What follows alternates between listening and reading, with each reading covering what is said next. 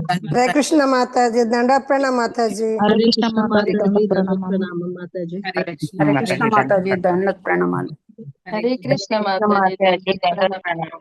దండవత్ ప్రణామం అండి. हरे कृष्ण माताजी, క్లాస్ दंडवत స్టార్ట్ प्रणाम। చేసుకుందాం మాతాజీ సెంటర్ ఆల్రెడీ 6:51 అయిపోయింది కదా, క్లాస్ స్టార్ట్ చేద్దాం. हरे कृष्ण माताजी, दंडवत प्रणामालु। హరే కృష్ణ ప్రభుజీ దండవత్ हरे कृष्ण माताजी, दंड प्रणाम। हरे कृष्ण माताजी, दंडवत प्रणामाल माताजी। हरे कृष्ण। ఈ రోజు మనం క్లాస్ ని స్టార్ట్ చేద్దాం. స్టార్ట్ చేసే ముందు కరెక్ట్ పాయింట్స్ రావాలని నేను, తర్వాత బాగా అర్థం అవ్వాలని మీరు, అందరం కలిసి ప్రార్థన చేద్దామండి జగన్నాథ స్వామికి అండ్ కృష్ణుల ప్రభుపాదకు. ఓం అజ్ఞానాతిమిరంధస్య ఓం అజ్ఞానాతిమిరంధస్య జ్ఞానాంజనాశలాకయా చక్షురున్మిలితం येन తస్మై శ్రీ గురవే నమః. నమో విష్ణుపాదాయ కృష్ణప్రస్థాయ భూతలే శ్రీమతే భక్తి వేదాంత స్వామి ఇది నామ్ని. నమస్తే సరస్వతే దేవే గౌరవాణి ప్రచారిణే నిర్విశేష శూన్యవాది పాశ్చాత్య దేశతారిణి. జయ శ్రీ కృష్ణ చైతన్య ప్రభు నిత్యానంద శ్రీ అద్వైత గదాధర శ్రీవాసాది గౌర భక్త బృంద. హరే కృష్ణ కృష్ణ కృష్ణ హరే హరే, హరే రామ రామ రామ హరే హరే. మూకం కరోతి వాచాలం పంగుం లంఘయతే గిరిం యత్కృపాతమహం వందే శ్రీగురుం దీనతారిణం పరమానంద మాధవం శ్రీ చైతన్య ఈశ్వరం.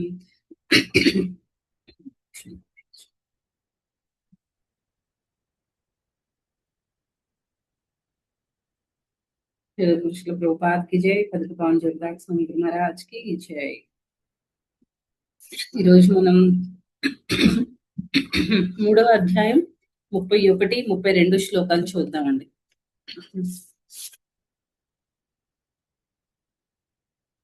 31వ శ్లోకం. ఏమే మతమిదం నిత్యం అనుతిష్ఠంతి మానవాః శ్రద్ధావంతో న సూయంతు ముచ్యంతే తేపి కర్మభిః. ఏమే మతమిదం నిత్యం అనుతిష్ఠంతి మానవాః శ్రద్ధావంతో న సూయంతో ముచ్యంతే తేపి కర్మభిః.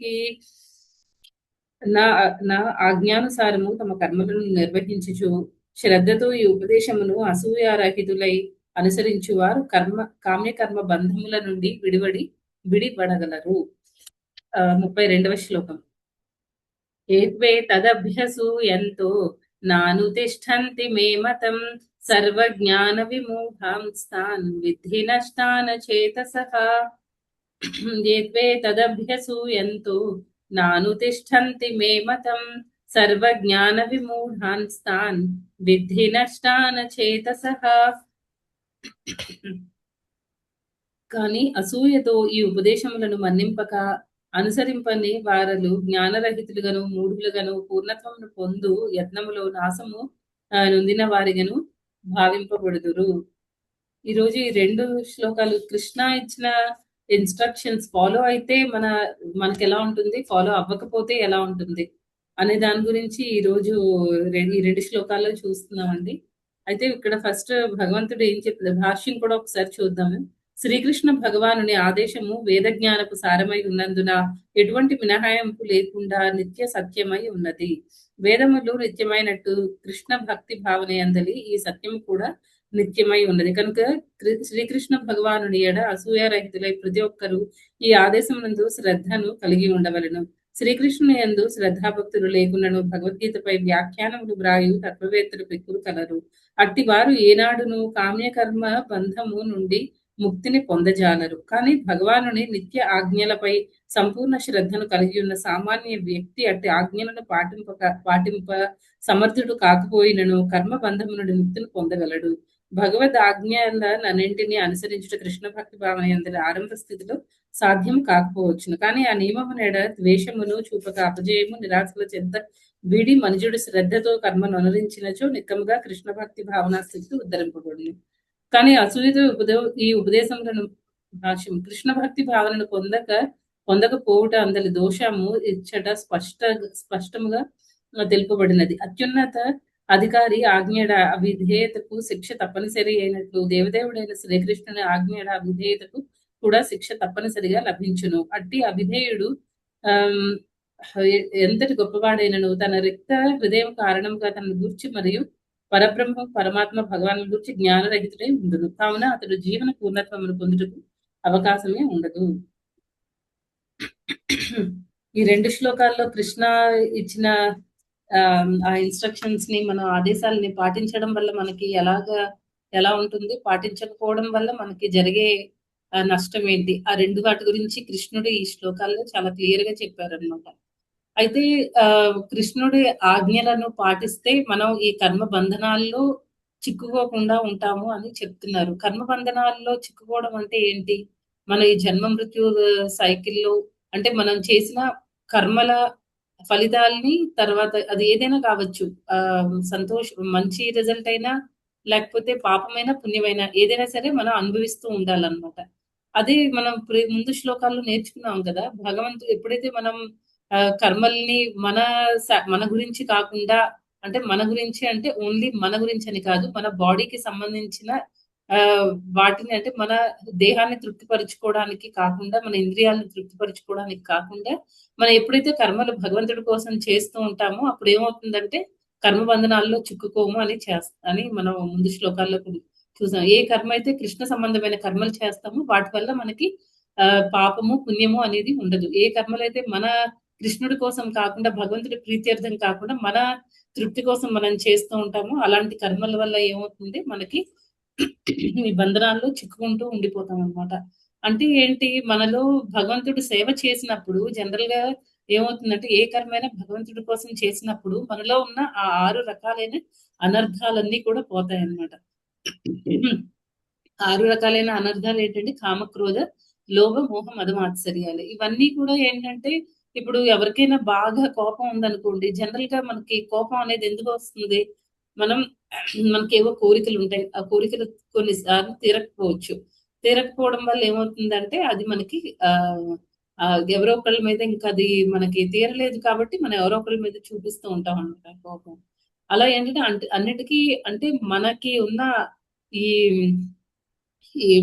గ్రీడీనెస్, అదే లోభము, వాటికి కూడా అంతే కదండి. వాళ్ళకి ఏదో మనకి దగ్గర కొంచెం ఉంది, దాంతో మనకి తృప్తి అనేది ఉండదు అనమాట. ఇంకా కావాలి ఇంకా కావాలి. ఇలా ఏంటంటే మనలో ఈ ఎన్నో ఒక జన్మలో కాదు, అంటే ఈ జన్మలో ఇప్పుడు నాకు ఎవరైనా ఒక పర్సన్ కోపంగా ఉన్నారు, ఒక మనిషి కోపంగా ఉన్నాడు అంటే అది అతనికి ఈ జన్మలో వచ్చిన క్వాలిటీ కాదనమాట. ప్రీవియస్ జన్మ నుంచి వాళ్ళు క్యారీ ఫార్వర్డ్ చేసుకుంటూ ఉంటారనమాట. ఆ క్వాలిటీస్ అన్ని కూడా, మంచి అయినా అంతే చెడైనా అంతే. ముందు క్లాస్ లో కూడా మనం చెప్పుకున్నాము. అందుకే ఈ కర్మ అనేది మనకి ప్రీవియస్ జన్మలో చేసిన కర్మ అనేది మనకి చాలా చాలా ఇంపార్టెంట్, ముఖ్యమైన పాత్ర పోషిస్తూ ఉంటుంది అనమాట. ఈ జన్మలో మనం ఎలా బిహేవ్ చేస్తున్నాము, ఎలాగ అందరితో నడుచుకుంటున్నాం. కొంతమంది ఉంటారు ఎంత టఫ్ సిచ్యుయేషన్ లో ఉన్నా సరే వాళ్ళు చాలా చక్కగా నవ్వగలుగుతారు, వాళ్ళు బ్యాలెన్స్డ్ గా ఉండగలుగుతారు అనమాట. అదంతా ఎందుకు అంటే పూర్వజన్మ నుంచి కూడా వాళ్ళు ఆ మంచి క్వాలిటీస్ తో ఉన్నారు కాబట్టి అవే క్యారీ ఫార్వర్డ్ అయ్యాయి. కొంతమంది చిన్న వాటికి కూడా చాలా బర్స్ట్ అయిపోతూ ఉంటారు, చాలా ఎక్కువ ఓవర్ గా రియాక్ట్ అవుతూ ఉంటారు, ఓవర్ థింకింగ్ ఉంటుంది. ఇవన్నీ దేని వల్ల అంటే అవి కూడా పూర్వజన్మలో చేసుకున్న కర్మల వల్లే అన్నమాట. అయితే ఇక్కడ భగవంతుడు ఏం చెప్తున్నారంటే ఇలాంటి క్వాలిటీస్ అన్ని కూడా భగవంతుడి ఆజ్ఞల్ని మనం ఎప్పుడైతే ఫాలో అవుతామో అవన్నీ కూడా ఆజ్ఞల్ని ఫాలో అవ్వడం అంటే ఏంటి, భగవంతుడు భగవద్గీతలో మనకి ఏం చెప్పారు, నాకు సేవ చేయండి, సేవ చేస్తే మీరు తరింపబడతారు అని చాలా భక్తులు కూడా చాలా ఇన్స్ట్రక్షన్స్ ఇచ్చారు.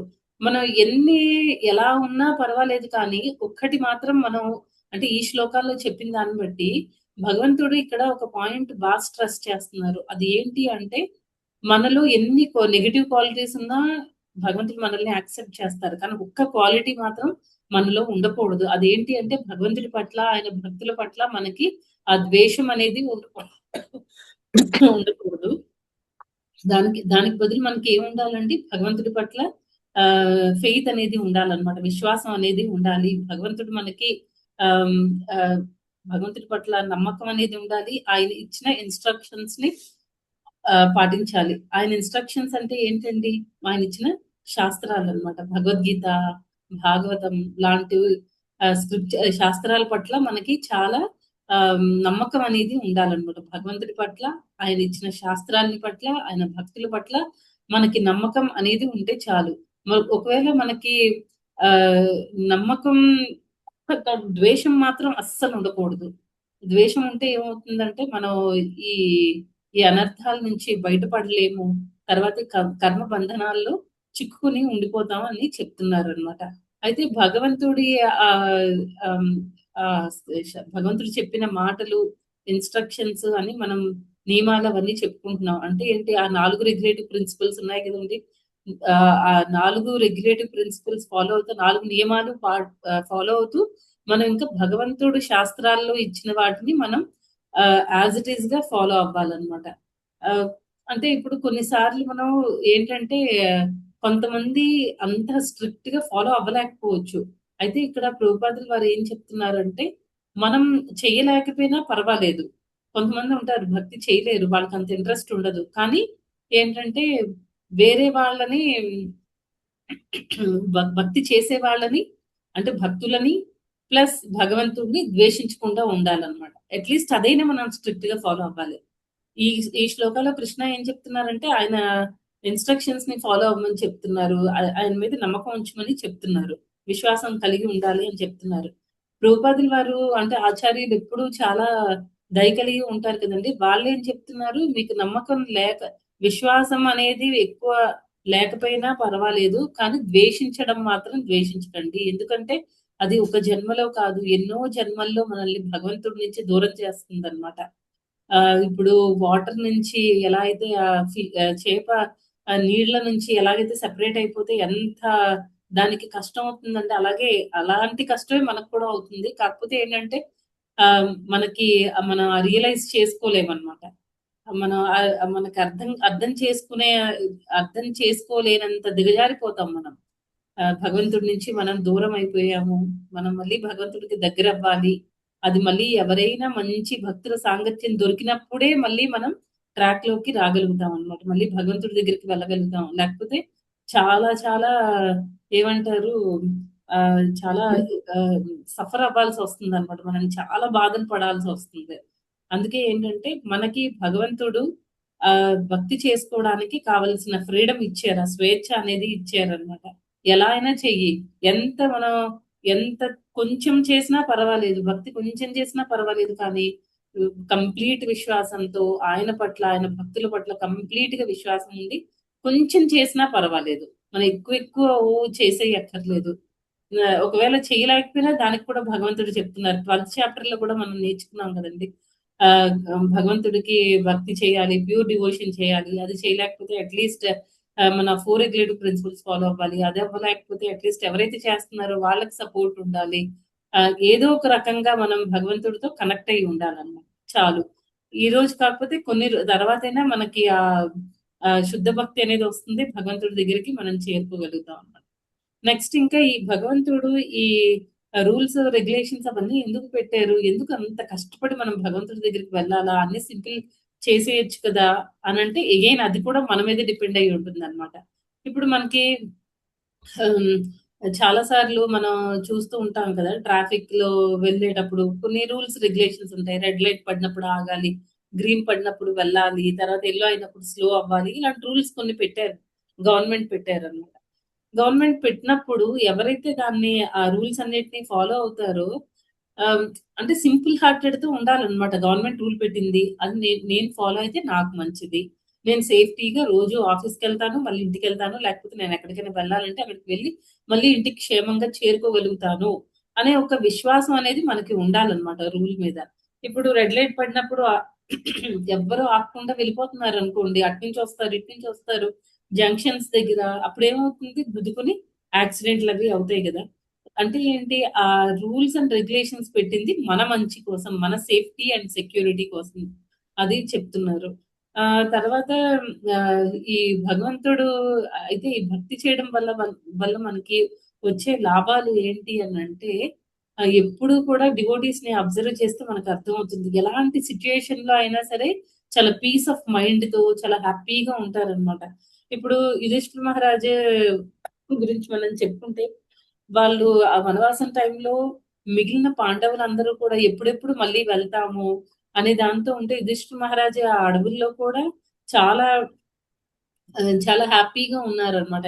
ఏం అసలు ఎంత హాయిగా ఉన్నారంటే, ఇప్పుడు మనం పోనీ యుధిష్ఠిర మహారాజ్ వరకు కూడా అక్కర్లేదనమాట. ఇప్పుడు మనం చూస్తున్న డైలీ మనం చూసే డివోటీస్‌లో కూడా కొంతమంది ఉంటారనమాట. ఎలాంటి ఇప్పుడు బాగా ఎండగా ఉన్న ప్లేసెస్‌లో కూడా నగర సంకీర్తనకి, తర్వాత ఫుడ్ ఫర్ లైఫ్ వాటికి డివోటీస్ అలా వెళ్లి సర్వీసులు చేస్తూ ఉంటారు రోడ్డు మీద. బుక్ డిస్ట్రిబ్యూషన్ అవన్నీ నీడలో కూర్చొని చేసేవి కాదు కదండీ. ఎండలో అటు ఇటు తిరుగుతూ ఉంటారు.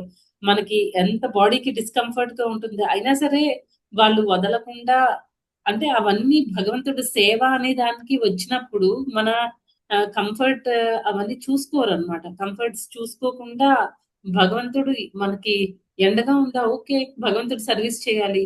వర్షంలో తడుస్తూ కూడా కొంతమంది ఏదో ఒక సేవ మనం మాయాపూర్ ఫ్లడ్స్ అప్పుడు చూస్తే పాత వీడియోస్ అవి చూస్తే తెలుస్తుందనమాట. ఫ్లడ్స్ టైంలో కూడా చాలా మంది డివోటీస్ పెద్ద పెద్ద ప్రసాదాలు అవి డిస్ట్రిబ్యూట్ చేయడం. కోవిడ్ టైంలో మనందరం కూడా బయటికి రావడానికి భయపడుతూ ఉంటే వాళ్ళేమో బయటకెళ్ళి అందరికీ ప్రసాదం డిస్ట్రిబ్యూట్ చేయడం. అలా ఎన్నో చేస్తారనమాట డివోటీస్. అంటే వాళ్ళ పర్సనల్ కంఫర్ట్స్ ని కూడా వాళ్ళు వదిలేసుకుంటారు. ఎందుకు? వాళ్ళకి ఆ టేస్ట్ ఉందన్నమాట. వాళ్ళలో భగవంతుడు వాళ్ళకి ఆ టేస్ట్ ఉంది. ఎలా అయినా సరే మంచిగా భగవంతుడికి సేవ చేయాలి. అంటే వాళ్ళు భగవంతుడి సేవలో ఆనందాన్ని పొందుతున్నారనమాట. ఇది లేకపోతే ఇదే టాప్ మోస్ట్ ఆనందం అన్నిటికంటే. ఇంతకు మించి ఇంకా ఏం లేదు అని వాళ్ళకి స్ట్రాంగ్‌గా వాళ్ళకి కన్విన్స్ అయ్యారు కాబట్టి వాళ్ళు అలా భగవంతుడి భక్తి అంత స్ట్రాంగ్‌గా చేయగలుగుతారనమాట. మెయిన్ ఏంటి అంటే ఇక్కడ ఈ శ్లోకాలు మళ్ళీ మళ్ళీ నేను ఇదే పాయింట్ రిపీట్ చేస్తున్నాను. ఎందుకంటే అది చాలా ఇంపార్టెంట్ పాయింట్ అన్నమాట. మనకు భగవంతుడి మీద నమ్మకం ఉండాలి. తర్వాత అనసూయ అనే వర్డ్ యూజ్ చేశారు. మనకి అసూయ అనేది ఉండకూడదన్నమాట. హేట్రిడ్ అనేది ఉండకూడదు. భగవంతుడిని ఆయన భక్తుల్ని మనం ద్వేషించకూడదన్నమాట. ఫస్ట్ ఏంటంటే మనకి ఇంకొక ఇంపార్టెంట్ పాయింట్ ఏంటంటే మనకి ఎప్పుడైతే ఆ కృతజ్ఞత భావం ఉంటుందో అప్పుడు భగవంతుడి పట్ల విశ్వాసం అనేది చాలా రెట్లు పెరుగుతుందన్నమాట. తర్వాత భగవంతుడి పట్ల కానీ, ఆయన భక్తుల పట్ల కానీ మనం అస్సలు అసూయ అనేది ఫీల్ అవ్వం అన్నమాట. అసూయ అనేది మనకుండదు. మనకి భగవంతుడితో అంటే మనకి ఆ కృతజ్ఞత భావం లేదనుకోండి, ఎప్పుడు మనం ఒకటి ఆలోచించాలి. మనం ఈ భక్తుల సాంగత్యంలో ఉండి ఏదో కొంచెం భక్తి ఇలా చేయగలుగుతున్నాము అంటే ఆహ్, వీళ్ళందరూ సాంగత్యం వల్లే కదా! వీళ్ళు నాకు మేలు చేస్తున్నారు. భగవంతుడు నాకు ఈ జన్మలో కాదు ఎన్నో జన్మల నుంచి ఆయన నాతో కనెక్టెడ్‌గా ఉంటున్నారు. నాకెంతో హెల్ప్ చేస్తున్నారు. అని మనకి ఎప్పుడైతే అనిపిస్తుందో అప్పుడు మనకి ఆ గ్రాటిట్యూడ్ అనేది ఉండాలన్నమాట. కృతజ్ఞతా భావం అనేది ఉన్నప్పుడు మనం ఎప్పుడూ భగవంతుడి పట్ల అసూయ చెందము. ఆయన భక్తుల పట్ల అసూయ చెందము. మనం ఏ రకంగాను ద్వేషించమన్నమాట. చాలా ప్రేమగా ఉండగలుగుతాం. అలా ఇంకా హ్మ్. ఆహ్, ఆహ్, ఇక్కడ రాధేశ్యామ్ ప్రభు ఒక మంచి మాట చెప్పారన్నమాట. ఆయన లెక్చర్‌లో. అదేంటంటే శాస్త్రాలేమో ఆహ్, ల భగ్ లార్డ్స్ లవ్ లెటర్ టు జీవాస్ అని. అంటే భగవంతుడు భక్తులకి ఆయన ఈ జీవులకి భక్తులకని కూడా కాదు. జీవులందరికీ కూడా ఆయన రాసిన లవ్ లెటర్ అంట. భగవంతుడు రాసిన లవ్ లెటర్ అంట. ఈ శాస్త్రాలు. చూడండి అసలు ఎంత చక్కగా కంపేర్ చేస్తున్నారు. అండ్ మనం రోజు చాంటింగ్ చేస్తూ ఉంటాం కదా! అదేంటంటే loving call to the lord అని చెప్తున్నారు. మనం భగవంతుడిని ప్రేమతో పిలుస్తున్నట్టంట. అందుకే చాంటింగ్ అనేది ఎలా చేయాలండి? ఈ మధ్య కాలంలో అంటే చాలా మంది డివోటీస్ చాలా సార్లు స్ట్రెస్ చేశారు. కానీ ఈ మధ్య కాలంలో అయితే గురు మహారాజ్ చాలా సార్లు ఈ చాంటింగ్ గురించి చెప్తున్నారు.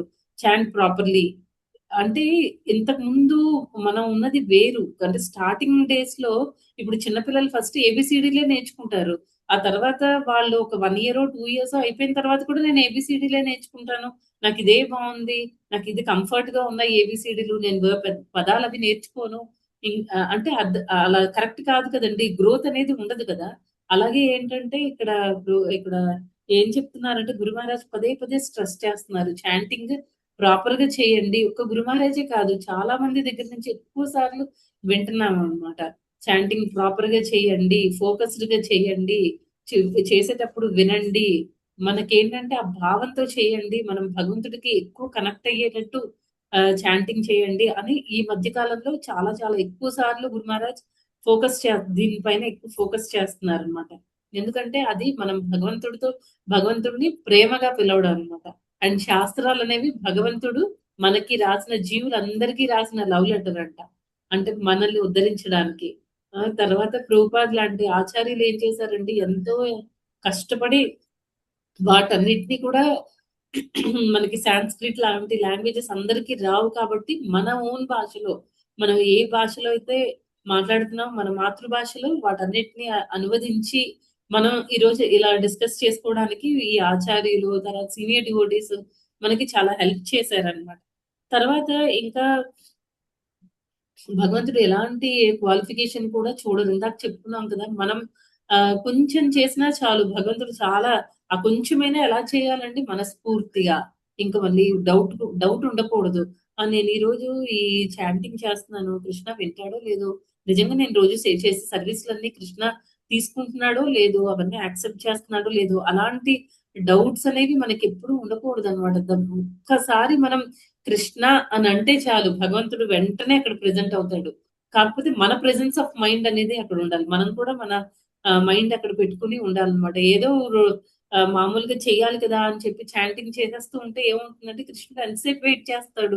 మనం మనస్ఫూర్తిగా పిలవట్లేదు ఆయన్ని, జస్ట్ పిలుస్తున్నాం పట్టించుకోకుండా ఉంటున్నాం అని. అలా నెక్స్ట్ ఇంకా మనలో ఎలాంటి క్వాలిఫికేషన్ చూడరు. అంటే మనం స్త్రీయా పురుషుడా లేకపోతే బ్రాహ్మణుల కులంలో పుట్టామా లేకపోతే శూద్రుల కులంలో పుట్టామా లేకపోతే ఇంకా చండాలుల కులంలో పుట్టామా ఇవేమి చూడడం అనమాట భగవంతుడు. మన భక్తి ఎంత బాగా చేస్తున్నాం, ఆయన పట్ల మనకి ఎంత ప్రేమ ఉంది అదొక్కటే చూస్తాడనమాట. ఆ సౌత్ ఇండియన్ బ్రాహ్మణ స్టోరీ ఉంది కదండి. ఒకసారి మహాప్రభు ఏమో సౌత్ ఇండియన్ బ్రాహ్మణాన్ని చూస్తే అతను ఆ భగవద్గీత బుక్ పట్టుకుని ఏడుస్తూ ఉంటాడు అనమాట. ఎందుకు ఏడుస్తున్నావు అని అంటే ఆయన ఏం చెప్తాడండి, భగవంతుడు అంత గొప్పవాడై ఉండి అర్జునుడికి సారథిగా ఉన్నాడు నా స్వామి, ఎంత గ్రేటో కదా, అంత హై పొజిషన్ లో కూడా ఉండే. ఎందుకంటే ఒక డ్రైవర్ పోస్ట్ అనేది చాలా తక్కువ పోస్ట్. అదేం పెద్ద అందరికీ నేను డ్రైవర్ గా జాయిన్ అయ్యాను అని ఎవరి దగ్గర మనం చెప్పుకోలేం కదండి. అది కొంచెం చిన్న జాబ్ లాంటిది కదా. అదే మనం ఏ కలెక్టర్ ఏదో అయిపోయాం అనుకోండి అందరికీ చాలా గొప్పగా చెప్పేసుకుంటాం. అలాంటి పొజిషన్ తీసుకున్నాడు అనమాట భగవంతుడు. ఆ డ్రైవర్ పోస్ట్ తీసుకుని ఆయన సేవలు పొందడం మాత్రమే కాదు, అంటే మనకి కూడా నేర్పిస్తున్నాడు అనమాట భగవంతుడు. ఎలా అంటే నా డివోటీస్ ఎప్పుడు హంబుల్ గా ఉండాలి అని భగవంతుడు మనకి నేర్పించడం ఆయన ఆ పొజిషన్ లో ఉండి. అలా అర్జునుడికి చారిటీర్ అయిపోయాడు అని చెప్పి సౌత్ ఇండియన్ బ్రాహ్మణ ఏడుస్తూ ఉంటే అప్పుడు మహాప్రభు చెప్తారనమాట. ఇంకా గట్టిగా కౌగిలించుకుంటారు. కౌగిలించుకొని నువ్వు నిజంగా నీకు భగవద్గీత అంత అతను ఏం చదువుకోడు అనమాట ఆ సౌత్ ఇండియన్ బ్రాహ్మణ్. కానీ అంతా మొత్తం నీకు సారాంశం అంతా అర్థమైపోయింది, భగవంతుడి గురించి నీకు కంప్లీట్ నాలెడ్జ్ ఉంది అని చెప్పేసి మహాప్రభు ఆయన యాక్సెప్ట్ చేస్తారు. తర్వాత ఇంకొకసారి పూరి జగన్నాథ్ ఆ ఇన్సిడెంట్ కూడా ఉంది కదండి. భక్తిలో ఎంత ఇన్వాల్వ్ అయిపోవాలంటే అక్కడ నించున్నది మహాప్రభు, గరుడ స్తంభం దగ్గర నించున్నది మహాప్రభు. ఆయన ఒక సన్యాసి అనే థాట్ కూడా లేదనమాట ఆ మహిళకి. ఆవిడ మహాప్రభు భుజాల మీదకి ఎక్కిపోయి మరి జగన్నాథ స్వామి దర్శనం చేసుకుంటది. అలా ఏంటంటే ఆ మహాప్రభు దాన్ని కూడా ఆవిడకున్నంత భావన నాకు లేదు అని అంటారు అనమాట ఆ టైంలో. అంటే భగవంతుడు మన ఇంటెన్సిటీ ఆఫ్ భక్తిని చూస్తాడు. ఎంత బాగా మనం భగవంతుడి పట్ల అట్రాక్ట్ అయ్యాము, ఎంత బాగా భగవంతుడికి సేవ చేస్తున్నాము, ఎంత క్వాంటిటీ చూడరు అనమాట, ఇంటెన్సిటీ చూస్తారు. ఎంత డెప్త్ మనం ఉన్నాము అని చూస్తారనమాట. తర్వాత భగవంతుడు మాత్రమే మనకి రూల్స్ రెగ్యులేషన్స్ అన్ని ఇస్తారు. చాలా మంది మనం బయట చూస్తే చాలా మంది ఎవరి ఓన్వి వాళ్ళు క్రియేట్ చేసుకుని ఫాలో అయిపోతూ ఉంటారు అనమాట. అలా కాదు. ఎందుకంటే భాగవతంలో చెప్పారు కదండి, ధర్మంతో సాక్షాత్ భగవత్ ప్రణీతం. ఓన్లీ భగవంతుడు మాత్రమే మనకి ఆ భక్తి అనేది, అంటే ఈ రూల్స్ ని ఇది చెయ్యాలి ఇది చేయకూడదు అని ఆ ధర్మాన్ని మనకి ఎవరు చెప్తారండి, భగవంతుడు మాత్రమే చెప్పాలి. భగవంతుడు ఏది చెప్పారో, ఆయన భక్తులు ఏది చెప్తున్నారో అదే మనం ఫాలో అవ్వాలి. ఇప్పుడు మనకి ప్రభుపాద్ ఎప్పుడు చెప్తారు కదా, మనకి ఆ టైంని బట్టి పరిస్థితులను బట్టి మనం ఈ వేరే వాళ్ళకి భక్తి గురించి చెప్పాలన్నమాట. ఇప్పుడు ముందు కాలంలో ఉండేటప్పుడు మనుషులందరూ ఏంటంటే ఈ నియమాలు అవి పాటించడం, ఆ 4 నియమాలు పాటించడం చాలా న్యాచురల్‌గా జరిగేది. కానీ మన టైం వచ్చేసరికి అంత న్యాచురల్‌గా జరగలేదు. అంటే ఏంటి, మనం భక్తిలో డీగ్రేడ్ అయిపోయామన్నమాట. వాల్యూస్‌లో డీగ్రేడ్ అయిపోయాం, విలువల్లో. అందుకని ప్రభుపాదుల వారు ఏం చేశారు, మనకి తగినట్టు కొన్ని సెట్ ఆఫ్, అంటే భగవంతుడు చెప్పింది మాత్రమే కాదు. ఇక్కడ నేను చెప్పాలనుకుంటున్న పాయింట్ ఏంటంటే, భగవంతుడు చెప్పింది మాత్రమే కాదు, ఆయన భక్తుల్ని, ఒక్క భక్తుడినైనా సరే, ఒక్క శుద్ధ భక్తుడినైనా మనం ఆయన ఏం చెప్తున్నారో అది మనం యాజ్ ఇట్ ఈస్ గా ఫాలో అయిపోగలిగితే చాలన్నమాట. మన శాస్త్రాలు చదివేసి పెద్ద విద్వాంసులం అయిపోయి మనం పెద్ద పెద్ద లెక్చర్స్ ఇచ్చేసి అంత అవసరం లేదనమాట. ఒక్క ప్యూర్ డివోటీని మనం, ఒక శుద్ధ భక్తుడిని మనం ఫాలో అవ్వగలిగినా చాలు. ఒకసారి ప్రభుపాదుల టైంలో ఏమైందంటే, మనకి మొత్తం 12 మంది మహాజనాస్ ఉన్నారు కదండి. అయితే ఒక ప్రభుపాద్ మహాజనాస్ గురించి క్లాస్ తీసుకుంటున్నారు. అంతా అయిపోయిన తర్వాత ఒక ప్రభుపాద్ క్లాస్ వింటున్న ఆయన డిసైపుల్ ఒక అతను అన్నారు, ప్రభుపాద్ అయితే మీరు 13వ మహాజన్ అని చెప్తారనమాట. అప్పుడు ప్రభుపాద్ వెంటనే ఏమంటారంటే, యూ కెన్ కన్సిడర్ మీ, నువ్వు అలా నన్ను అనుకోవచ్చు, 13వ మహాజన్ అని అనుకోవచ్చు. ఎందుకంటే నేను కూడా నాకు కూడా భగవంతుడి పట్ల విశ్వాసం ఉంది. తర్వాత నా గురువు పట్ల నాకు విశ్వాసం ఉంది. నాలో భక్తి లేకపోవచ్చు, కానీ నాకు నా గురువుని నేను ఫాలో అవుతున్నాను. సో నాకంతా ఓకే అని అంటారనమాట. అని ప్రభుపాద్ వెంటనే ఏమంటారు, నువ్వు 14వ మహాజన్ అని చెప్తారనమాట. ఆ డివోటీ వెంటనే, అయ్యో ప్రభుపాద్ మీరేంటి ప్రభుపాద్ అలా అనేస్తున్నారు నన్ను, నాకేం భక్తి ఉంది అంటే, లేదు కాబట్టి నువ్వు నన్ను ఫాలో అవ్వు, నువ్వు నన్ను ఫాలో అయితే అప్పుడు నువ్వు కూడా మహాజన్ అంత గొప్పవాడు అవుతావు అని ప్రభుపాద్ చెప్తారనమాట. అంటే ఇక్కడ మనం అర్థం చేసుకోవాల్సిన పాయింట్ ఏంటి అంటే, శాస్త్రాలు చదివి అర్థం చేసుకునే అంత కెపాసిటీ మనకు ఉండకపోవచ్చు. లేకపోతే భక్తి, మనం ఇందాక భాషల్లో వచ్చినట్టు మనం భక్తి అనేది బాగా చేయలేకపోవచ్చు. కానీ ఏంటంటే మనం మన ఆధ్యాత్మిక గురువుని లేకపోతే ఒక శుద్ధ భక్తుడు చెప్పే ఆ మాటల్ని మనం విని ఆచరించగలిగిన అప్పుడు కూడా మన లైఫ్ పెర్ఫెక్షన్ అయిపోతుంది అనమాట. నెక్స్ట్ ఇంకా అయితే ఇంకా ఒకసారి రాధేశ్యామ్ ప్రభుజీ ఆయన లెక్చర్ లోనే చెప్పారు. అదేంటంటే, ఆయన ట్రైన్ లో ట్రావెల్ చేస్తున్నప్పుడు ఒక అతను, అంటే ఇది సెకండ్ శ్లోకాకి సంబంధించింది. 2వ శ్లోకాలో ఏం చెప్తున్నారండి, ఆ మనం భగవంతుడి ఆ ఇన్స్ట్రక్షన్స్ ని ఎవరైతే పాటించలేకపోతారో వాళ్ళకి ఏంటి, వాళ్ళ పరిస్థితి, వాళ్ళు భక్తిలో ముందుకు వెళ్ళలేరు. కొన్ని పాయింట్స్ ఇచ్చారు కదా, జ్ఞాన రహితులు అయిపోతారు, జ్ఞానం ఉండదు, మూఢులుగా మారిపోతారు, తర్వాత పూర్ణత్వాన్ని పొంది యత్నంలో నాశము పొందుతారు అని చెప్తున్నారు అనమాట. అయితే ఒకసారి ఏమైందంటే, రాధేశ్యామ్ ప్రభు ట్రైన్ లో వెళ్ళేటప్పుడు అంటే ఒక డివోటీ కాదు, ఒక అతను ఎవరో జనరల్ ట్రావెలర్ అనమాట. ఆయన కూడా ఒక పాసింజర్. అతను అడిగారు అనమాట రాధేశ్యామ్ ప్రభుజీని, మీరు కృష్ణుడి గురించి చెప్తారు కదా అని. అంటే రాధేశ్యామ్ ప్రభు ఏమో, అవును నేను చెప్తాను, కృష్ణుడి గురించి ప్రచారం చేస్తాము అని చెప్పారనమాట. ఇంకా అది స్టార్ట్, ఇంకా అతనేమో చాలా ఏంటి మీరు చెప్పేవంతా ఫేకే అలా అని చెప్పి ఇంకా నెగిటివ్ గా మాట్లాడుతూ అరుపులు స్టార్ట్ చేశారు.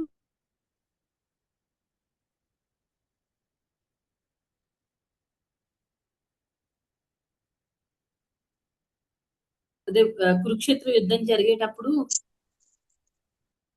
కర్ణుడు తీస్తూ ఉన్న టైంలో అర్జునుడు బాణం వేయడం, అది ఎందుకు కృష్ణుడు చేయించాడు, కృష్ణుడే అంత జెన్యూన్ కాదు అని అతను ఆర్గ్యుమెంట్ పెట్టాడు అనమాట. అలా రకరకాలవన్నమాట. ఇంకా ప్రభుజీ ఏమో ఏదో ఎక్స్ప్లెయిన్ చేయడానికి ట్రై చేస్తూ ఉంటే, అది అంటే ప్రభుజీ ఎలా ఎక్స్ప్లెయిన్ చేయాలనుకుంటున్నారంటే, కర్ణుడు ఏదైనా మంచి చేశాడా, అఫ్ కోర్స్ దానం చేసిన విషయంలో ఓకే, కానీ మిగతా విషయాల్లో ఏం చేశాడు, ద్రౌపదిని వస్త్రాపహరణ జరిగినప్పుడు ఆ ఇన్సిడెంట్ కారణం అంటే దుర్యోధనుడికి ఆ సలహా ఇచ్చింది కర్ణుడు, తర్వాత పాండవుల్ని వనవాసానికి పంపించమని చెప్పి సలహా ఇచ్చింది కూడా కర్ణుడే. అలా కర్ణుడు ఏంటంటే కొన్ని నెగటివ్స్ చేశాడు, దానికి లాస్ట్ లో భగవంతుడు కర్ణుడు చచ్చిపోయేటప్పుడు ఎక్స్ప్లెయిన్ చేస్తారనమాట ఇవన్నీ. నువ్వు చేసింది కరెక్ట్ కాదు కాబట్టి నీకు నేను ఇలాంటి పనిష్మెంట్ ఇవ్వాల్సి వచ్చింది. భగవంతుడు చెప్తారు కదండి, ఎవరు ఎలాగ ఉంటే ఆయనతో అలాగే ఆయన రెసిప్రికేట్ చేస్తారనమాట. ఇక్కడ కర్ణుడు రాంగ్ వేలో, wrong direct, first of all దుర్యోధన్ని సపోర్ట్ చేయడానికి వెళ్ళడం కర్ణుడు తప్పు. వెళ్ళిన తర్వాత అక్కడ ఒకళ్ళ సాంగత్యం ఒకటి మంచి మంచి భక్తుల సాంగత్యంలో ఉంటే ఏంటంటే మనం బోధ అంతా పరస్పరం చేసుకుంటూ ఉంటాం కదా. ఒకళ్ళకొకళ్ళు నువ్వేం చదివావు, నేను ఇది చదివాను, ఈ రోజు నేను ఈ క్లాస్ ఉన్నాను, ఈ మంచి పాయింట్స్ ఉన్నాయి. అలా మంచిగా భగవంతుడి గురించి, ఆయన భక్తుల గురించి, ఆయన లీలల గురించి, ఆయన గుణగణాల గురించి మనం మాట్లాడుకుంటాం. అలాగే ఏంటంటే ఇద్దరు మెటీరియలిస్టిక్ పీపుల్, ఇద్దరు భౌతికవాదులు కలిసారనుకోండి, వాళ్ళేం మాట్లాడుకుంటారు? ఎలాగ వేరే వాళ్ళని, అందులో భౌతికవాదులు మాత్రమే కాదు, వాళ్ళు ఇంకా కొంతమంది ఉంటారు కదా, వేరే వాళ్ళు నేను బాగుపడకపోయినా పర్వాలేదు, వేరే వాళ్ళు మాత్రం బాగుపడకూడదు. అలాంటి టెండెన్సీ ఉన్న వాళ్ళు ఇద్దరు కలిసారనుకోండి, వాళ్ళేం మాట్లాడుకుంటారు? ఎవరిని ఎలా చెడగొట్టాలి, ఎలాగా అంతా నాశనం అయిపోతే నేను ఎలా లాభం పొందుతాను, నేను పొందకపోయినా పర్వాలేదు, వాళ్ళు మాత్రం బాగుపడకూడదు అనే వాటి గురించి మాట్లాడుకుంటారు కదా. ఇలా ఏంటంటే ఈ కర్ణుడి గురించి, కర్ణుడు కూడా చేసిన తప్పదే అన్నమాట. దుర్యోధనుడి దగ్గరికి వెళ్ళడము, ఇద్దరు ఒకళ్ళ అసోసియేషన్ ఇంకొకళ్ళు తీసుకోవడము, ఆ తర్వాత ఏమో ఇంకా ఆ తర్వాత ఇంకా నెక్స్ట్ ఇంకా లాస్ట్ కి ఏమైందంటే కర్ణుడికి ఆ రకంగా భగవంతుడు మెర్సీ అనేది దొరకలేదన్నమాట ఒక రకంగా. కాకపోతే ఏంటంటే భగవంతుడి కళ్ళ ముందు చనిపోవడము, ఆయన చూస్తూ ఆయన దర్శనం దొరికింది, అంతకంటే ఇంకేం కావాలి. కాకపోతే ఏంటంటే ఇప్పుడు దుర్యోధనుడి విషయంలో కూడా అంతే కదా. దుర్యోధనుడి దగ్గరికి భగవంతుడు శాంతి దూతగా వెళ్ళి ఆ యుద్ధాన్ని ఆపాలనే ఉద్దేశంతో వెళ్ళినప్పుడు భగవంతుడు మాట్లాడుతూ ఉండగానే దుర్యోధనుడేమో సైనికులందరికీ ఆజ్ఞ జారీ చేస్తాడనమాట, భగవంతుడిని బంధించేయండి అని. వెంటనే ఆయన విశ్వరూపం చూపిస్తాడు. అంత చూపించినా సరే ఈ దుర్యోధనుడు భగవంతుడి యొక్క గొప్పతనం తెలుసుకోలేకపోతాడు అనమాట. ఈ కృష్ణుడు మాయావి, ఇతనికి అన్ని ఏంటి సూపర్ న్యాచురల్ పవర్స్ అన్ని ఉన్నాయి, ఏదో మిస్టిక్ పవర్స్ ఉన్నాయి, అవన్నీ ఏవేవో చూపిస్తున్నాడు, మాయావి అని చెప్పి తిట్టుకుంటాడే తప్ప ఇంకా ఏంటంటే మళ్ళీ కరెక్ట్ వేలోకి రాడనమాట. తర్వాత ఇంకా మనకి ఇప్పుడు ప్రహ్లాద్ మహారాజ్ కూడా హిరణ్యకశిపుడికి చాలా చాలా చెప్తాడు, ఎన్నో చెప్తాడు అనమాట, భగవంతుడి గురించి చెప్తాడు. అవన్నీ విన్న తర్వాత కూడా హిరణ్యకశిపుడిలో ఎలాంటి మార్పు అనేది రాలేదు. కానీ మనం అదే ధ్రువుడి కేసు తీసుకుంటే ఫస్ట్ వచ్చింది ఒక పర్పస్ కోసం. ఎప్పుడైతే శుద్ధ భక్తుల సాంగత్యం దొరికిందో, నారదుని సాంగత్యం, తర్వాత మంచి ఇన్స్ట్రక్షన్స్ వెళ్ళాయి అనమాట మైండ్ లోకి. ఆ తర్వాత ఏంటి, భగవంతుడు దర్శనం చేసుకున్నాడు, మొత్తం మారిపోయింది. తర్వాత నలుగురు కుమారులు ఆ జయ విజయుల్ని శపించినప్పుడు కూడా అక్కడ పరిస్థితి ఎలా ఉందండి? జయ విజయులు ఫస్ట్ అక్కడ భగవంతుడు అందరి పట్ల ఒక పక్క ఈ నలుగురు కుమారులని ఆయన సపోర్ట్ చేసుకుంటూ, ఎలా సపోర్ట్ చేశారు? మీరు బ్రాహ్మణుల్ని గౌరవించాలి. అక్కడ ఒక మంచి పాయింట్ చెప్తారనమాట. అది నలుగురు కుమారుల్ని స్టక్ చేస్తుంది అనమాట. అంటే ఒక్క నిమిషం ఆలోచించేటట్టు చేస్తుంది. అదేంటంటే, నా సర్వెంట్స్ వాళ్ళు చేశారు, మిమ్మల్ని అనవసరంగా లోపలికి రానివ్వకుండా అవమానించారు. అది అంటే ఒక సేవకుడు తప్పు చేశాడు అంటే అది ప్రాబ్లం అనేది ఆ సేవకుడి దగ్గర, అంటే సేవకుడు తప్పు కాదు, మాస్టర్ తప్పు అని చెప్తారనమాట. అది ఎంత మంచి పాయింట్. అది జయ విజయులు కూడా అయ్యో అనవసరంగా ఈ బ్రాహ్మణుల్ని ఆపాము కదా, ఎందుకు ఆపాము? భగవంతుడు గోబ్రాహ్మణ హితాయించా కదా, ఎందుకు మనం ఈ నలుగురు కుమారుల్ని ఆపాము అని వాళ్ళు ఆలోచిస్తారు. ఇటు 4 కుమారాస్, ఆ నలుగురు కుమారులు వీళ్ళు ఎలా ఆలోచిస్తారండి? భగవంతుడికి అంతవరకు ఏంటి, వాళ్ళు భగవంతుడికి ఆకారం లేదు, అలా అలా ఆ మైండ్ సెట్ తో వచ్చారు. భగవంతుడిని చూసినప్పుడు, ఆయన పాద పద్మాల నుంచి ఆ తులసి వాసన చూసినప్పటికీ ఆయన మారిపోయారు. తర్వాత ఆయన స్టేట్మెంట్స్ ఇలాంటి వినేసరికి, అంటే ఒక సేవకుడు తప్పు చేశాడంటే మాస్టర్ జనరల్ గా ఎవరైనా సరే బాస్ అనే వాళ్ళు ఎలా ఉంటారంటే, బాస్ ఎప్పుడు బాసీగానే ఉంటారు, అంతేగాని ఒక మెట్టు కూడా దిగరు అనమాట భౌతిక ప్రపంచంలో ఉన్న బాస్లు అయితే. కానీ ఇక్కడ కృష్ణుడు ఏంటంటే యూనివర్సల్ బాస్ అన్నమాట, మొత్తం అన్ని యూనివర్సెస్ కి కూడా బాస్. ఆయన ఎలా ఆలోచించారు? వాళ్ళు తప్పు చేశారంటే అది నా తప్పు అని ఆయన మీద అన్ని పెట్టుకుంటున్నారు అనమాట. అంటే ఇక్కడ వీళ్ళకి ఏదో ఒక మూల, మేము బ్రాహ్మణులం, మమ్మల్ని ఎందుకు ఆపారు వీళ్ళు అని ఒక కొంచెం గర్వం అనేది ఉందన్నమాట. అది భగవంతుడి హంబుల్నెస్ ని చూసి పోయిందన్నమాట. అలా ఏంటంటే భగవంతుడు, ఆయన భక్తులు మనకెప్పుడు సాయం చేయడానికే చూస్తూ ఉంటారనమాట. ఎలా అయినా సరే మనం భగవంతుడి భక్తిలోకి వచ్చి మనల్ని మనం ఉద్ధరించుకుంటూ మళ్ళీ మన జీవితం 10 మందికి సెల్ఫ్లెస్ సర్వీస్ చేయాలి అనేది ఉంటుంది అనమాట భగవంతుడి యొక్క భక్తులకి. మన తర్వాత ఈ ఈ భక్తి అనేది ఎలా చేయాలి, మన ఫెయిత్ ఎలా ఉండాలి, ఫ్లిక్కరింగ్ ఫెయిత్ ఉండకూడదు అనమాట. అటు ఒక రోజు నమ్ముతాను, ఏదైనా ఎవరైనా మంచిగా కృష్ణుడి గురించి చెప్తే నేను నమ్ముతాను. ఎప్పుడైనా ఎవరైనా చెడుగా చెప్పారు అనుకోండి, కృష్ణుడు అదేంటి నువ్వు ఎలా నమ్ముతున్నావు, అంత ఏం కాదు అని ఎవరైనా అన్నప్పుడు మనం మళ్ళీ మన ఫెయిత్ అనేది పడిపోకూడదు. లేకపోతే మనకి ఏదైనా జీవితంలో కష్టాలు వచ్చినప్పుడు మన ఫెయిత్ పడిపోతుంది, అలా పడిపోకూడదు అనమాట. మన ఫెయిత్ అనేది మన భక్తిలో మన నిశ్చయం, దృఢ నిశ్చయంతో ఉండాలి. మనం వేరే శ్లోకాల్లో కూడా నేర్చుకున్నాం కదా, మన భక్తిలో మనం ఫర్మ్ ఫెయిత్ తో ఉండాలి, ఫర్మ్ డిటర్మినేషన్ అనేది ఉండాలి. దృఢ నిశ్చయం అనేది చాలా ఇంపార్టెంట్. దానికి మనం ప్రభుపాదుల వారు ఒక పర్పట్లో ఇస్తారు కదా, స్పారో ఎగ్జాంపుల్. దానిలో ఆ స్పారో ఎగ్జాంపుల్ లో ఏమైందంటే, ఆ స్పారో గుడ్లు పెట్టడము, సముద్రుడేమో ఆ గుడ్లన్నీ తీసుకుని వెళ్ళిపోవడం, తర్వాత అది ఆ చిన్న స్పారో దాని డిటర్మినేషన్ ఎంత అంటే దాని గుడ్లు సంపాదించుకోవడానికి ఫస్ట్ సముద్రుడిని అడుగుతుంది, నేను ఎవరు అంటాడు, నాకేం తెలియదు అని పట్టించుకోవడం అనమాట. అప్పుడు ఆ స్పారో, ఆ చిన్న పక్షి ఏం చేస్తున్నారు, ఆ వాటర్, నేను ఈ వాటర్ అన్ని ఖాళీ చేసేస్తానని చెప్పి స్టార్ట్ చేస్తుంది అనమాట. దాని నోట్లో కొంచెం నీళ్లే పడతాయి, ఆ కొంచెం నీళ్లు తీసుకుని వెళ్ళి వేరే దగ్గరికి పోస్తూ ఉంటుంది అనమాట. ఈ వార్త అలా అలా అలా మొత్తం వ్యాపించి ఎక్కడికి వెళ్తుందంటే గరుడ దగ్గరికి వెళ్తుంది అనమాట. వెంటనే గరుడ వస్తాడు, వచ్చి స్పారోకి ఎలా అయినా సరే హెల్ప్ చేయాలి అని అనుకుంటాడు అనమాట. అనుకుని ఎంత చక్కగా స్పారోకి వెంటనే సముద్రుడిని అడుగుతాడు అనమాట, నువ్వు ఎలా అయినా సరే మళ్ళీ ఆ గుడ్లు, ఈ పక్షి గుడ్లు దానికి ఇచ్చేయి అని చెప్తాడనమాట. అంత గ్రేట్ పర్సనాలిటీ వచ్చి అడిగేసరికి ఏంటంటే ఎవరైనా సరే కాదనలేరు, అలా ఒప్పేసుకుంటాడనమాట. అలా మళ్ళీ ఆ స్పారో గుడ్లు ఆ స్పారోకి వచ్చేస్తాయి. అయితే ఇక్కడ దీన్ని ఒక లెక్చర్ లో చెప్పారనమాట. ఎంత బాగా ఎక్స్ప్లెయిన్ చేశారంటే, ఇక్కడ ఆ స్పారో అనేది మనం అన్నమాట. తర్వాత ఈ సముద్రుడు అనేది మాయ, ఆ గుడ్లేమో మన కృష్ణ కాన్షియస్నెస్ యాక్టివిటీస్, మనం చేస్తున్న యాక్టివిటీస్ అన్నమాట. ఏమవుతుందంటే ఒక్కొక్కసారి మాయ వచ్చి మనం సంపాదించుకున్న అంతవరకు అక్యుములేట్ చేసుకున్న ఆ కేసీలో ఉండే అదంతా కూడా తీసేసుకుంటుంది అనమాట. తీసుకుంటే అప్పుడు మనకి ఎవరు హెల్ప్ చేస్తారు, గరుడ లాగా మన స్పిరిచువల్ మాస్టర్, తర్వాత మన ఆచార్యులు, తర్వాత కృష్ణుడు, వాళ్ళ వాళ్ళ బోధనల ద్వారా, తర్వాత కృష్ణుడేమో భగవద్గీత అలాంటి శాస్త్రాల ద్వారా మనకి ఆ మళ్ళీ ఆ సముద్రుడి దగ్గర నుంచి, అంటే మాయ దగ్గర నుంచి మన భక్తి అనే జీవితాన్ని, గుడ్లు అన్నమాట, వాటిని మళ్ళీ మనకి తిరిగి ఇచ్చేస్తారు అనమాట. వాళ్ళు రక్షిస్తూ ఉంటారు మన భక్తిని బేసిక్ గా. అది అందుకే మనం భక్తి అనేది చాలా తీవ్రంగా చేయాలి అని చెప్తారు.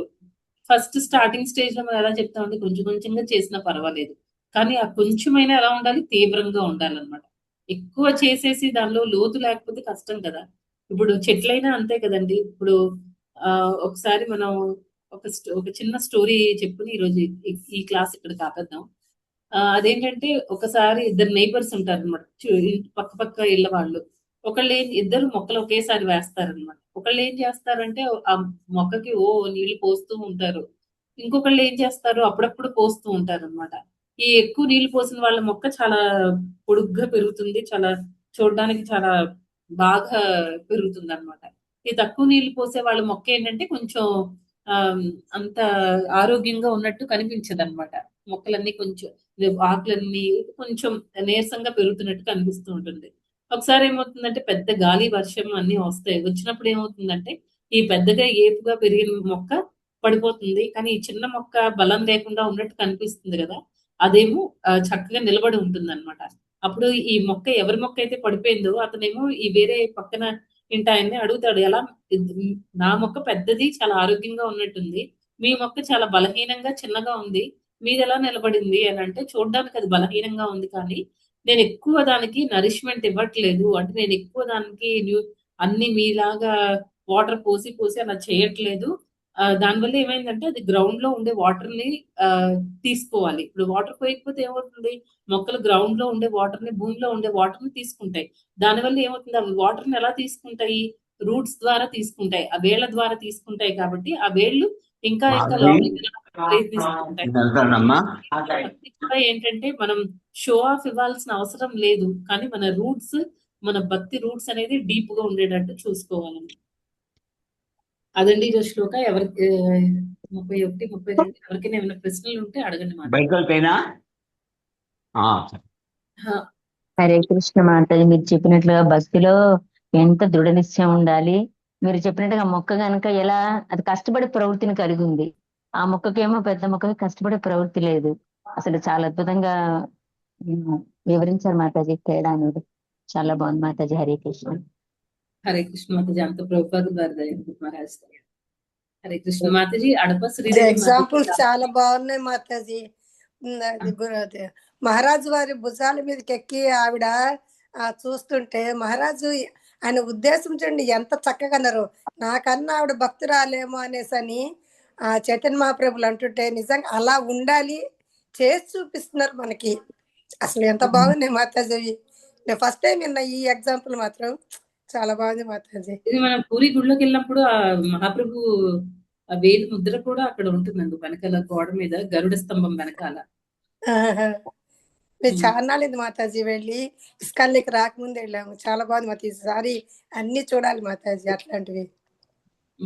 హరే బాగుంది మాతాజీ. అసలు చాలా మంచి ఎగ్జాంపుల్స్ చెప్తారు మాతాజీ. మీరు ఎంత ఫ్లో అలా వెళ్ళిపోతూ ఉంటది మీది ఎగ్జాంపుల్స్.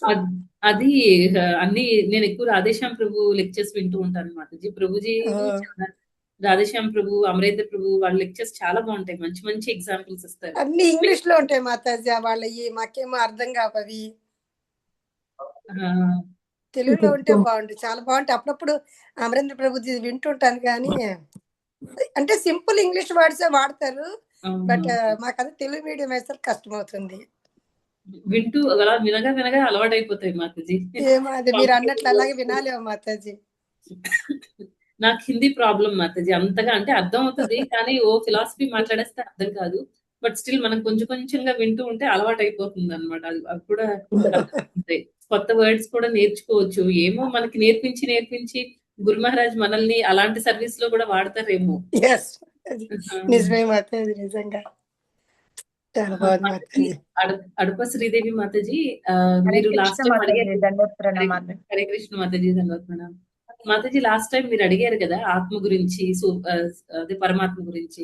అయితే నేను సీనియర్ డివోటీ ఒక ఆయన్ని అడిగాను మాతాజీ. అది ఏం చెప్పారంటే మన బాడీ వదలగానే ఉండదన్నమాట. ఇంకా అంటే మైక్రో ఆర్గానిజమ్స్ లో వేరే పరమాత్మ ఉంటుంది. మెయిన్ పరమాత్మ మన బాడీలో ఉండే పరమాత్మ అయితే ఉండదన్నమాట. వన్స్ మన బాడీ వదలగానే పరమాత్మ కూడా ఆత్మతో పాటు బయటకు వచ్చేస్తుంది. అయితే మీరు బయటకు వచ్చిన తర్వాత అది ఎంతకాలం ఉంటుంది అని అడిగారు కదా.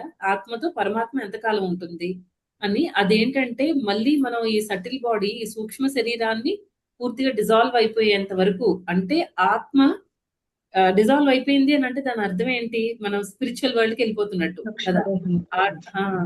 మన ఆత్మ ఆధ్యాత్మిక లోకానికి వెళ్ళేంత వరకు కూడా మనతో పరమాత్మ ఉంటారంట మాతాజీ.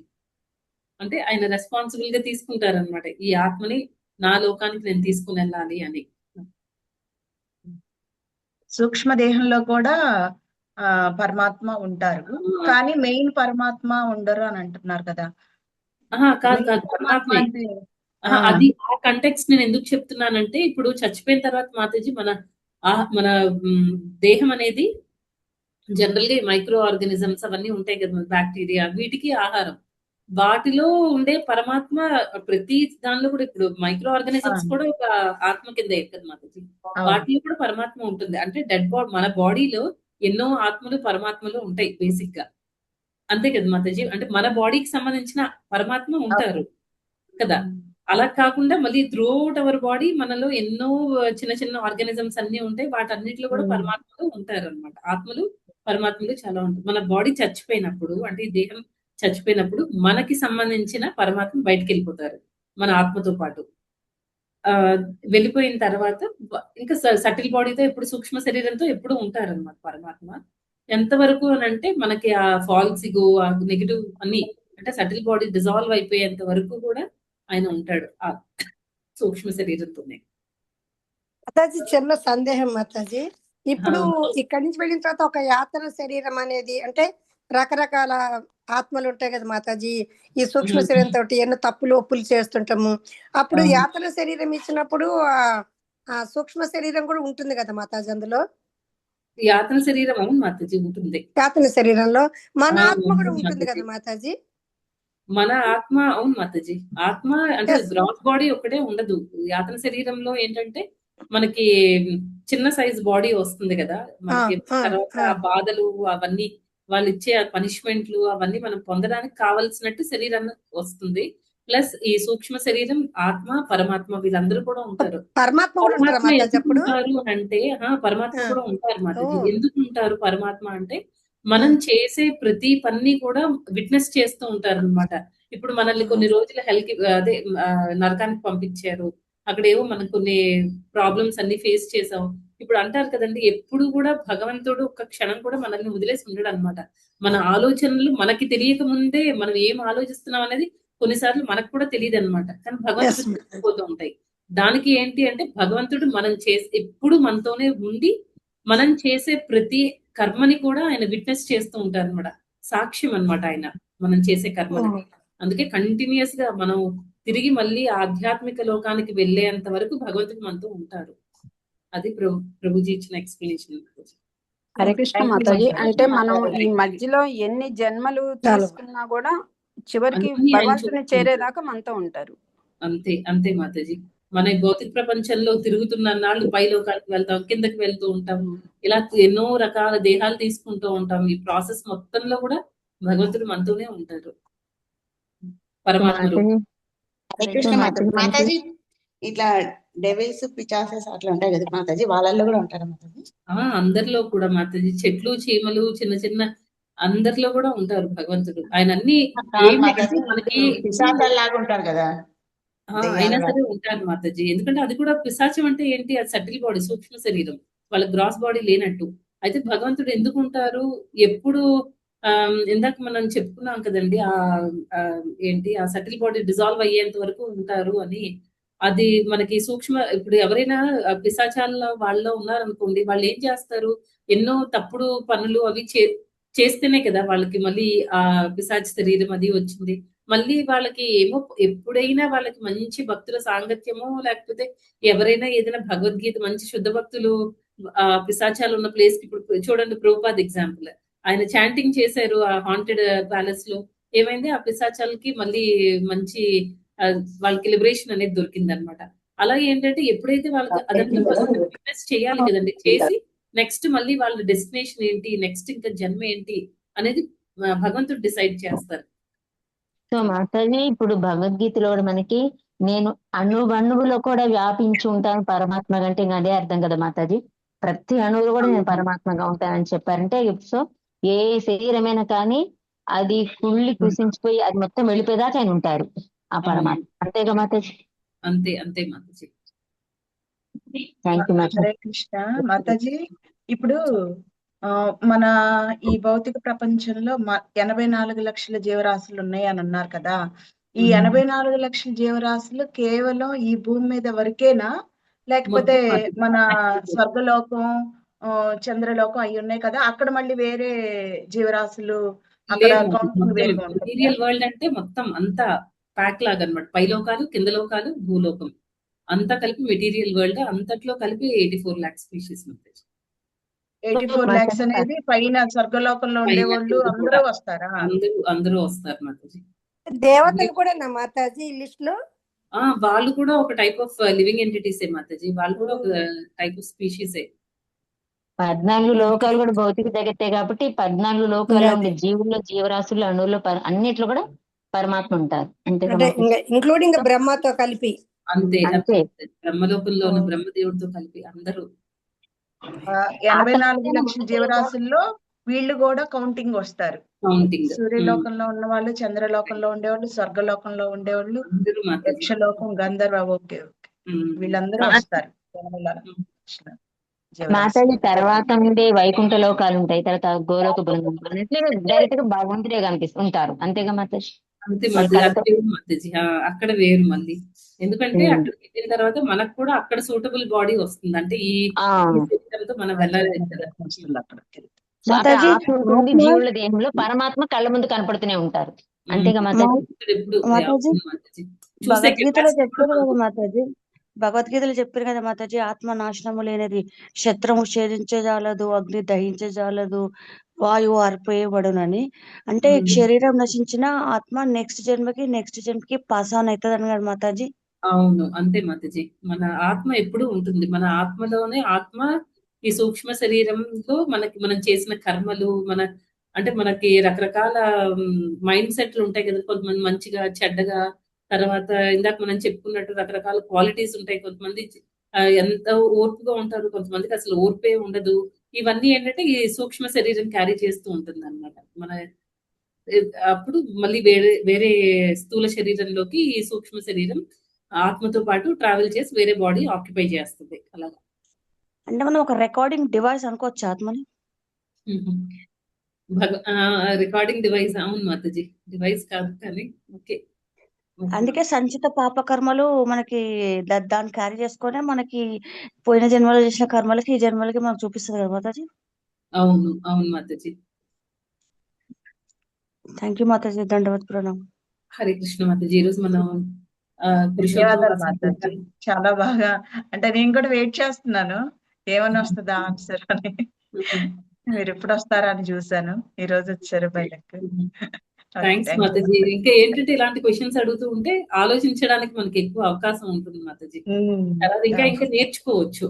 నేను వేరే వాళ్ళకి చెప్పేటప్పుడు నన్ను అడిగారు మాతాజీ, అందుకని 4 లక్షల మనుషులు ఉంటారు అని అంటే 4 లక్షల మనుషుల్లో ఈ దేవతలు వీళ్ళందరూ వస్తారా, కింద లోకాలు పై లోకాలు వాళ్ళు కూడా అని అంటే, ఉండండి మళ్ళీ నాకు లేని ఆలోచన తెప్పించారని చెప్పేసి నేను ఇప్పుడు అడిగాను మిమ్మల్ని క్లారిటీగా. అడిగితే మంచిది మాతాజీ. ఉన్నాయి కదా. కొంచెం ఆలోచించాలి. హరే కృష్ణ మాతాజీ. మాతాజీ Yes, మాతాజీ గోలోకానికి సూక్ష్మ శరీరం వెళ్ళేది మాతాజీ, శుద్ధ ఆత్మ. అవును మాతాజీ. మన ఆత్మ ప్యూరిఫైడ్ ఆత్మ అన్నమాట. ఇంకా అప్పుడు సూక్ష్మ శరీరం అనేది ఉండదు. ఓన్లీ ఆత్మ మాత్రం అది ప్యూరిఫైడ్ ఆత్మ. ఎప్పుడు ప్యూరిఫైడే, కాకపోతే ఏంటంటే సటిల్ బాడీతో పాటు ఉంటూ ఉంటది కదా, ఇవన్నీ క్యారీ చేసుకుంటూ ఉంటుంది కాబట్టి ప్రాబ్లం. ఇప్పుడు ఏమవుతుంది, మనం వన్స్ ప్యూరిఫై అయిపోయిన తర్వాత మన ఆత్మ మాత్రము ఆధ్యాత్మిక లోకానికి వెళ్తుంది మాతాజీ, కృష్ణ లోకానికి. అంటే అప్పుడు ఆత్మకి అక్కడ శరీరం వస్తుందా మాతాజీ, దివ్య శరీరం? అంతే. హరే కృష్ణ మాతాజీ. హరే కృష్ణ మాతాజీ. మనం ఈరోజు 43వ చాప్టర్ చూద్దామండి, కోలయ పీడ గురించి.